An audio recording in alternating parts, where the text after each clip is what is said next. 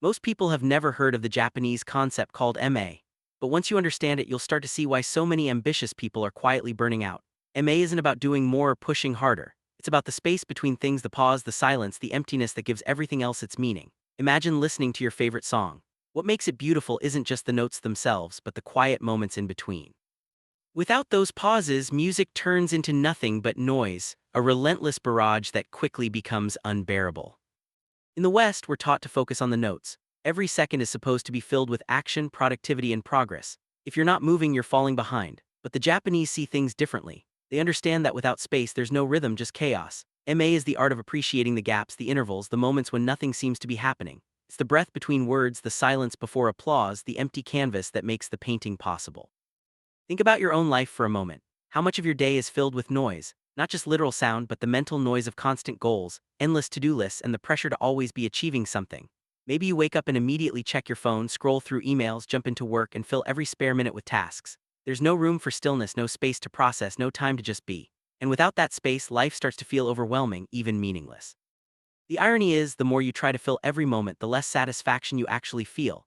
You might be doing everything right, working hard, staying disciplined, chasing your goals, but if you never allow for MA, for that essential emptiness, you end up with nothing but noise. And that's when burnout creeps in quietly but relentlessly. The Japanese have known this for centuries. It's not just what you do, but the space you allow yourself to breathe, reflect, and grow that truly matters. And if you're missing that, you might be missing the most important part of all. But what happens when you finally make space for MA in your life? That's where the real transformation begins. There's a strange crisis happening right now, and it's not what most people expect. It's not about laziness or a lack of ambition. In fact, it's the most disciplined, driven people who are quietly falling apart.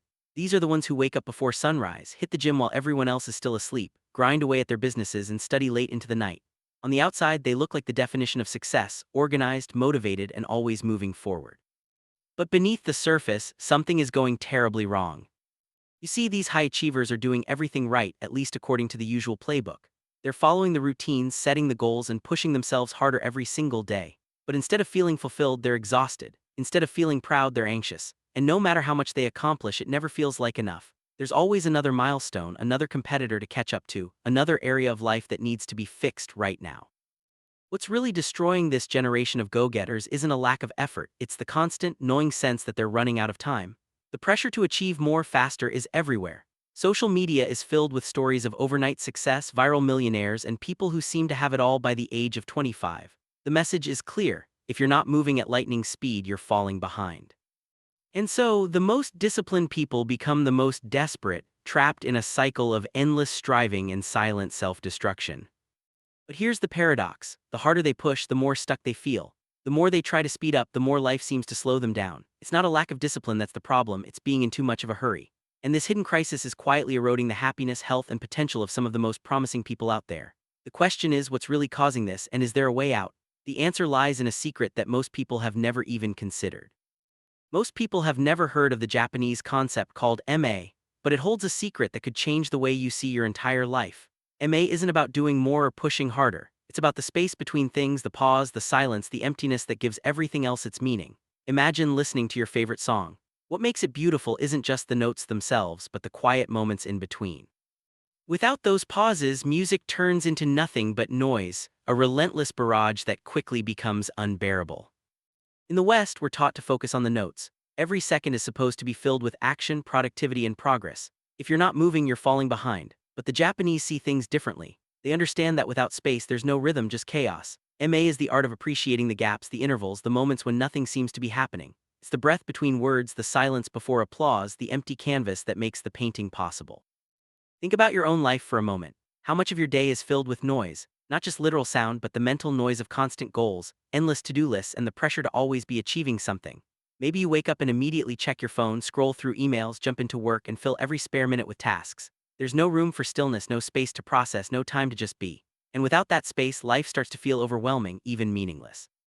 The irony is, the more you try to fill every moment, the less satisfaction you actually feel. You might be doing everything right, working hard, staying disciplined, chasing your goals, but if you never allow for MA, for that essential emptiness, you end up with nothing but noise. And that's when burnout creeps in quietly but relentlessly. The Japanese have known this for centuries. It's not just what you do, but the space you allow yourself to breathe, reflect, and grow that truly matters. And if you're missing that, you might be missing the most important part of all. But what happens when you finally make space for MA in your life? That's where the real transformation begins. And it's a shift that can turn chaos into clarity and noise into music. We live in a world obsessed with speed. Everywhere you look, there's a promise of instant results: lose weight in 30 days, double your income in a month, find the perfect relationship overnight.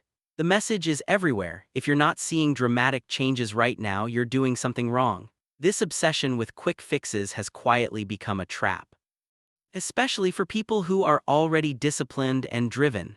It's not enough to work hard anymore. You're expected to see results immediately, or else you start to question your entire approach. Think about how this plays out in real life. Maybe you start a new workout routine and expect to see a transformed body in just a few weeks. Or you launch a business and feel like a failure if you're not making six figures by the end of the quarter. Even in relationships, there's pressure to have everything figured out from the very beginning. The timeline for success keeps shrinking and the expectations keep rising. The result: a constant sense of urgency that never lets you rest. But here's the catch: this rush doesn't actually make you move faster. In fact, it often does the opposite. When you're desperate for instant results, you start to cut corners, make impulsive decisions, and lose sight of the bigger picture. You might jump from one strategy to another, never giving anything enough time to actually work. You compare yourself to others who seem to be moving faster, and every small setback feels like a disaster. The anxiety builds, and soon you're not just running toward your goals, you're running from the fear of being left behind. This is the paradox that so many high achievers face. The more you chase quick results, the more stuck you become. Progress starts to feel impossible and the joy of the journey disappears. Instead of building something meaningful, you're trapped in a cycle of frustration and disappointment. The truth is, real growth takes time. It's not about how quickly you can get there, but about how deeply you can grow along the way. And until you break free from the trap of instant results, you'll always feel like you're falling short, no matter how hard you work.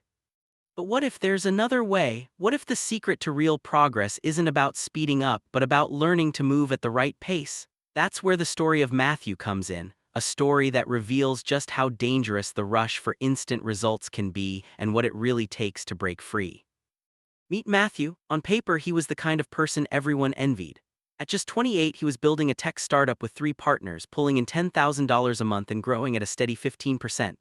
He woke up at 5 a.m. every day, hit the gym before sunrise, and worked late into the evening. His apartment was organized, his relationship seemed solid, and his life looked like a highlight reel. Friends and strangers alike would look at him and think, he's got it all figured out. But behind closed doors, Matthew's reality was very different. Every morning he stared at his reflection in the gym mirror, searching for changes that never seemed to come. Despite his strict routine and clean diet, his body looked the same as it had months ago. The frustration gnawed at him. At work, the pressure was even worse. Each results meeting felt like torture. 15% growth wasn't enough, he wanted 30. 10,000 in revenue felt like a failure when competitors were already at 50. He scrolled through social media, seeing 20-somethings with luxury cars and million-dollar companies, and every post felt like a punch to the gut. No matter how hard he worked, he always felt behind. At home, the stress followed him. His girlfriend Emily tried to reassure him, reminding him of how far he'd come. But Matthew couldn't hear it. All he saw were the gaps between where he was and where he thought he should be. He checked company metrics obsessively, sometimes dozens of times a day, hoping for a sign that he was finally catching up. At night, he lay awake, his mind racing with calculations. If he could just push a little harder, maybe he'd finally break through. But the harder he pushed, the more exhausted and anxious he became.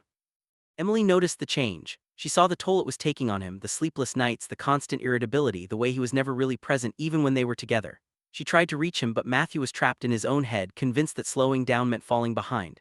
He didn't realize that his relentless drive was actually holding him back, turning every day into a battle he couldn't win.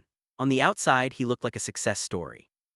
On the inside, he was falling apart, caught in a cycle of self-doubt and silent desperation.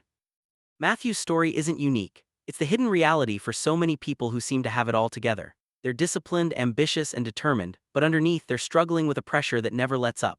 The question is, what does it take to break free from this cycle? For Matthew, the turning point came from a conversation he never expected, one that would challenge everything he thought he knew about success. One Friday night, everything changed for Matthew. He came home late, expecting the usual routine, maybe a quick dinner, a few more glances at his phone, and then another restless night. But this time, Emily was waiting for him at the kitchen table. No TV, no phone, just silence. The kind of silence that makes your stomach twist because you know something important is about to happen.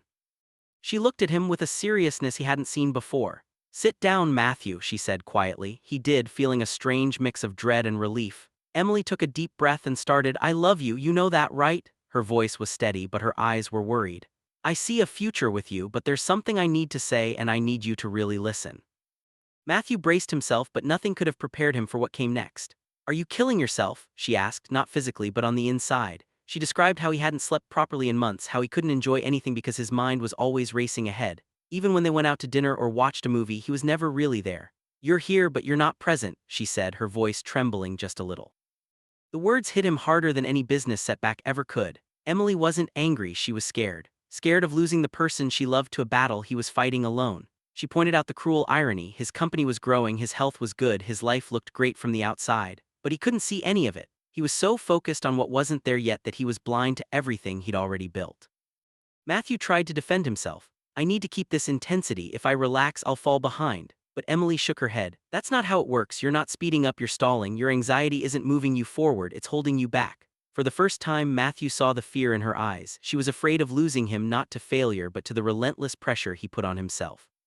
That night, Matthew didn't sleep, but instead of obsessing over numbers or competitors, he found himself replaying Emily's words. He saw himself through her eyes, a man running so fast he was actually falling behind. It was a moment of painful clarity, the kind that forces you to question everything you thought you knew about success. And for the first time, Matthew realized he couldn't fix this alone. Something had to change, and it had to start with him. What happened next would introduce Matthew to a way of thinking that most people never even consider, a perspective that would challenge everything he believed about ambition, effort, and what it really means to move forward. Monday afternoon, Matthew found himself sitting in a quiet waiting room, feeling more nervous than he had in years. Emily had convinced him to see a psychologist, a man named Dr. Kenji Tanaka, known for blending clinical psychology with Zen philosophy. Matthew expected a stiff clinical environment, but when the door opened, he was surprised. Dr. Tanaka was in his 50s, dressed simply, with a calm presence that filled the room.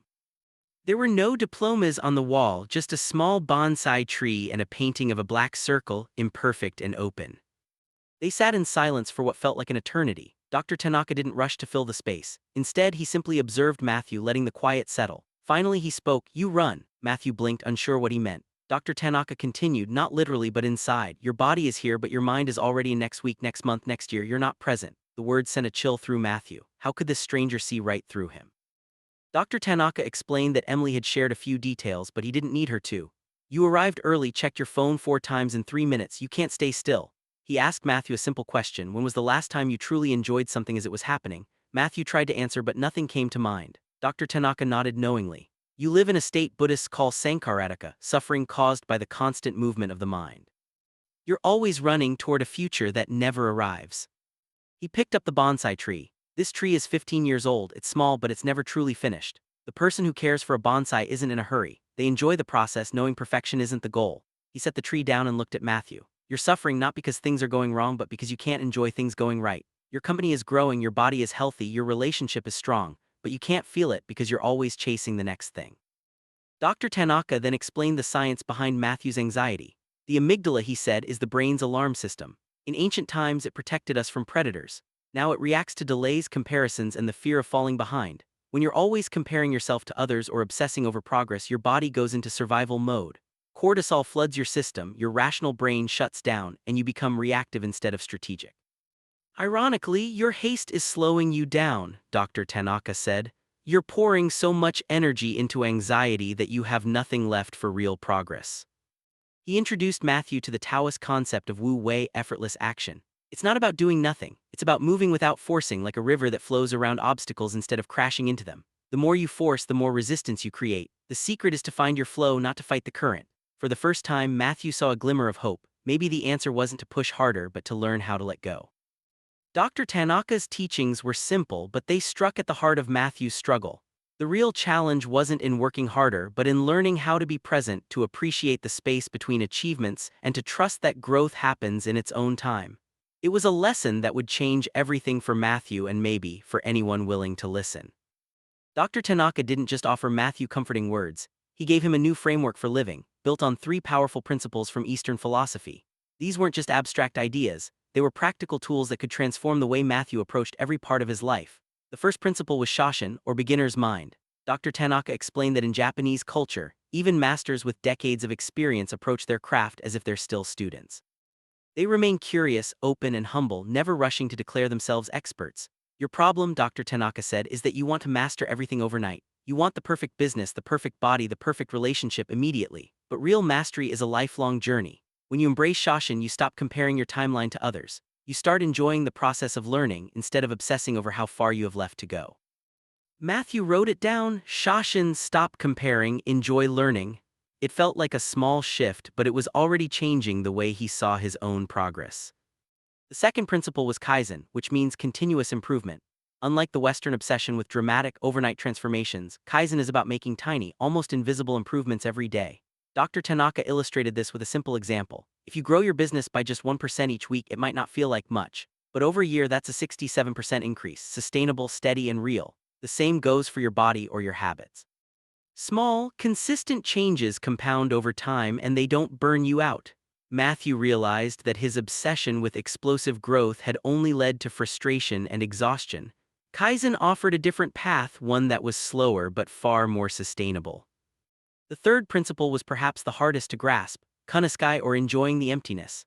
Dr. Tanaka explained that growth isn't linear. There will be weeks when nothing seems to happen, days when progress stalls, and moments when it feels like you're standing still. But those empty spaces are where real growth takes root, he said. Just like an athlete grows stronger during rest, not just during training, you need to find peace in the pauses. If you panic every time things slow down, you'll never give yourself the chance to truly grow. Matthew wrote, Kunaskai, growth happens in rest, not just in action. It was a radical idea, but it made sense. For years, he'd filled every moment with activity, terrified of standing still. Now he saw that the emptiness he'd been running from was actually the space he needed to become stronger. Dr. Tanaka called these three principles active patience. It wasn't about sitting back and waiting for life to happen. It was about taking action but doing so with calm, steady intention, without the desperation that had been driving Matthew for so long. With Shoshin, Kaizen, and Kunaskai, Matthew finally had a roadmap for real, sustainable growth. And for the first time, he felt hope that he could move forward without burning out. Matthew left Dr. Tanaka's office with a sense of cautious optimism and three simple but powerful tasks. The first was the ritual of presence. Every morning as soon as he woke up, he was to sit in silence for 5 minutes. No phone, no music, no guided meditation, just 5 minutes of doing absolutely nothing. At first it felt pointless, even torturous. His mind screamed at him to get up, check his emails, start working. But he forced himself to stay put, letting the anxiety wash over him. Gradually, he noticed something strange. The world didn't end when he stopped moving. The urgency he felt was just a feeling, not a fact.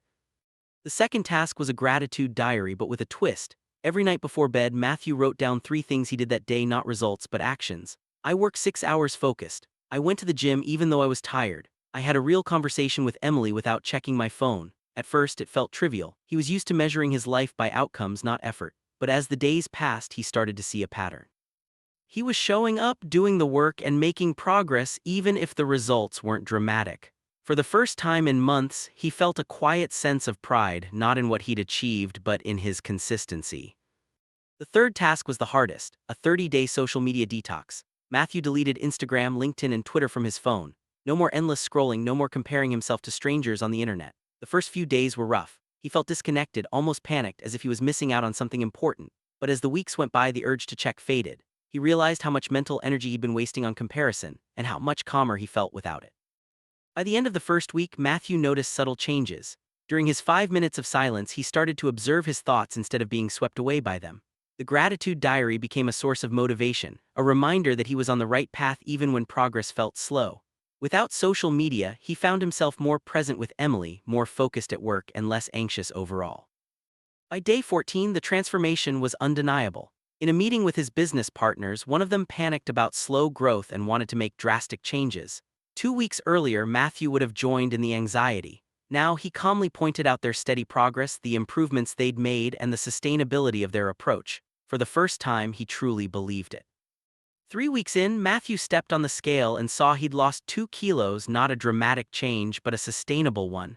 More importantly, he was enjoying the process. Training wasn't torture anymore, it was something he looked forward to. He was finally doing things for the sake of doing them, not just for the end result. By the end of the month, Matthew was different. He could laugh with Emily, watch a movie without checking his phone, and feel genuinely present. The anxiety that once ruled his life had loosened its grip. The 30-day transformation wasn't about instant results, it was about learning to value the process, trust the journey, and find peace in the present moment. And that, he realized, was the real secret to lasting change. At his next appointment, Matthew walked into Dr. Tanaka's office with a new energy.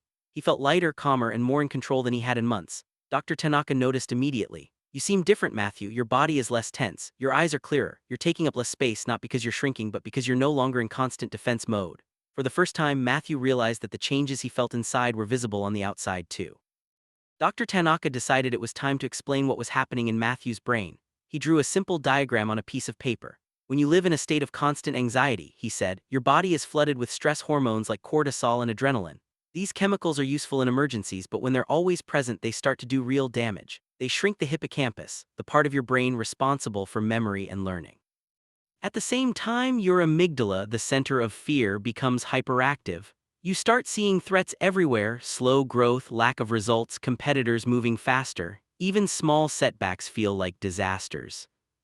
But the worst part, Dr. Tanaka explained, is what happens to the prefrontal cortex, the rational, strategic part of the brain.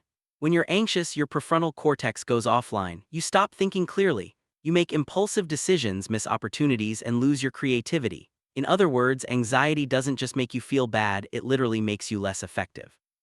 Matthew listened, fascinated. He realized that for months he'd been trapped in a cycle where his own brain chemistry was working against him. The more he panicked about results, the harder it became to actually achieve them. But over the past 30 days, something had shifted.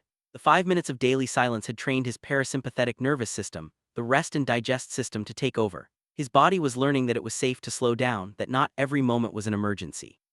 The gratitude diary had rewired his reward system. Instead of only feeling good when he hit a big milestone, Matthew was now getting small doses of dopamine from the process itself.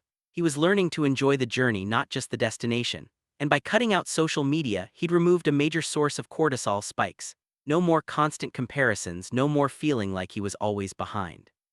Dr. Tanaka smiled. "You've literally changed your brain, Matthew. Your hippocampus is growing again, your amygdala is calming down, your prefrontal cortex is back online. You're not just feeling better, you're thinking better, working better, living better." For Matthew, this was the ultimate proof that patience wasn't just a nice idea. It was a powerful tool rooted in neuroscience that could transform not just his mindset but his entire life. And the best part, the more he practiced it, the stronger it became. Only. Dr. Tanaka leaned forward, a knowing smile on his face. "There's a paradox in growth that most people never see," he began. "The more desperately you chase something, the more it slips away. But when you relax your grip, when you stop obsessing over the outcome, you actually get there faster." Matthew listened, intrigued. It sounded almost too simple, but he could feel the truth of it in his own recent experience. To illustrate, Dr. Tanaka described two entrepreneurs. Both work 10 hours a day, both are smart, both have the same resources.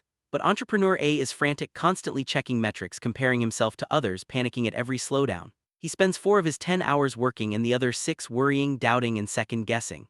Entrepreneur B, on the other hand, is calm and focused. He works his full 10 hours with intention, reviews his progress weekly, and doesn't let himself get distracted by what others are doing. Who do you think gets further, faster?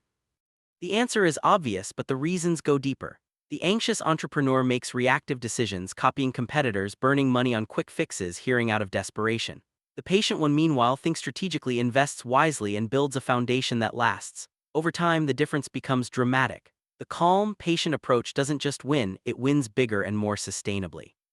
Matthew realized he'd been living as entrepreneur A for years. He'd believed that anxiety was a sign of ambition, that if he wasn't worried, he wasn't working hard enough. But now he saw the truth: anxiety is just wasted energy. It drains your focus, clouds your judgment, and slows your progress. Patience, on the other hand, is the ultimate efficiency hack. It lets you use all your energy for real work, not for fighting imaginary fires. Dr. Tanaka summed it up perfectly. Patience doesn't slow you down, anxiety does. When you stop running in circles, you move forward in a straight line. For Matthew, this was the final piece of the puzzle. He didn't have to choose between success and peace. He could have both if he was willing to trust the process and let go of the need to control every outcome. The paradox of accelerated patience is simple but profound. You get further by slowing down, you achieve more by wishing less. And the moment you stop chasing results with desperation, you create the space for real, lasting growth. For Matthew, this realization was both a relief and a revelation. He finally understood that the fastest way forward is sometimes to pause, breathe, and let life unfold at its own pace.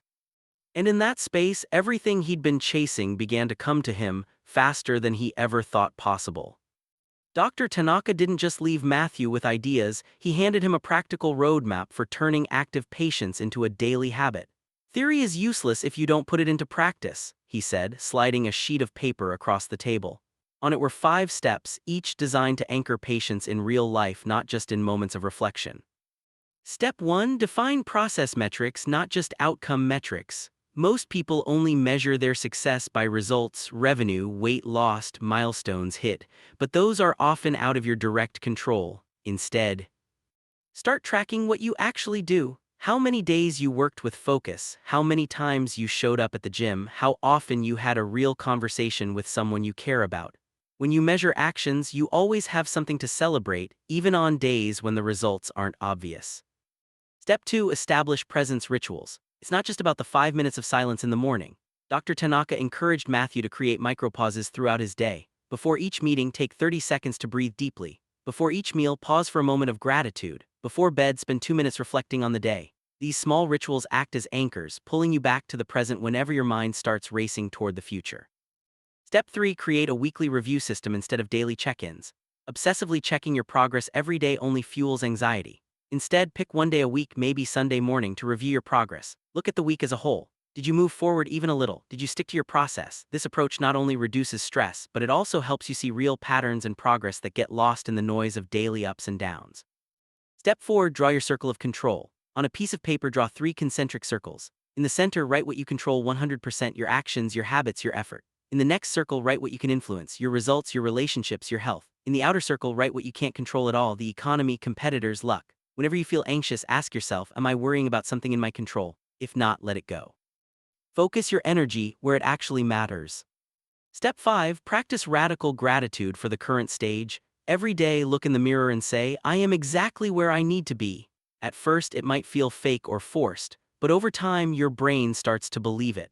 This simple act helps you stop fighting the present and start appreciating the journey, even when it's not perfect. Matthew folded the paper and put it in his pocket, feeling a sense of clarity he hadn't felt in years. These 5 steps, combined with the principles of Shoshin, Kaizen, and Kunaskai, weren't just a way to slow down, they were a blueprint for real, sustainable growth. For the first time, he saw that patience wasn't about waiting. It was about acting with intention, trusting the process, and letting go of the need to control every outcome. And with that, Matthew was finally ready to move forward, not with desperation but with confidence and calm. 6 months after that first life-changing conversation, Matthew's world looked completely different. He was still the same ambitious, driven person, but the frantic edge was gone. The company he'd poured his heart into had grown by 150%, not through desperate sprints but through steady, sustainable progress. His team was happier, turnover was down, and customers were more loyal than ever. The business wasn't just bigger, it was stronger, built on a foundation that could weather storms instead of just chasing the next big win. But the real transformation wasn't in the numbers. It was in the way Matthew felt every day. He no longer woke up with a racing heart or a mind already spinning with anxiety. He didn't check his phone before his feet hit the floor. Instead, he started each morning with those 5 quiet minutes, letting his mind settle before the day began. The ritual had become a source of strength, a reminder that he could choose his pace, no matter how fast the world seemed to be moving. Physically, Matthew was healthier than he'd been in years. He'd lost 9 kilos, but more importantly, he enjoyed the process. Training was no longer a punishment or a race against the clock. It was something he looked forward to, a way to connect with his body and clear his mind. The changes were slow, but they were real and they lasted. At home, the difference was even more profound. Emily was 3 months pregnant and their relationship had never been stronger. She saw a new lightness in Matthew, a presence that had been missing for so long. They laughed more, argued less, and truly enjoyed the small moments together. For the first time, Matthew felt like he was building a life, not just chasing a goal. One evening, as they watched the sunset from their living room, Emily turned to him and asked, "What are you thinking about?" Matthew smiled, realizing he wasn't thinking about the company or his next milestone or what he hadn't achieved yet. He was simply there in the moment, grateful for everything he had. "I'm thinking about how much time I wasted trying to rush through life," he said, "and how good it feels to finally be here." That night, Matthew wrote a letter to his past self. He described the desperation, the sleepless nights, the constant feeling of being behind. But he also wrote about the lessons he'd learned, that the river reaches the ocean not because it rushes, but because it never stops flowing. That real growth comes from patience, presence, and the willingness to let go of the need for instant results. Matthew's story is proof that you don't have to choose between ambition and peace.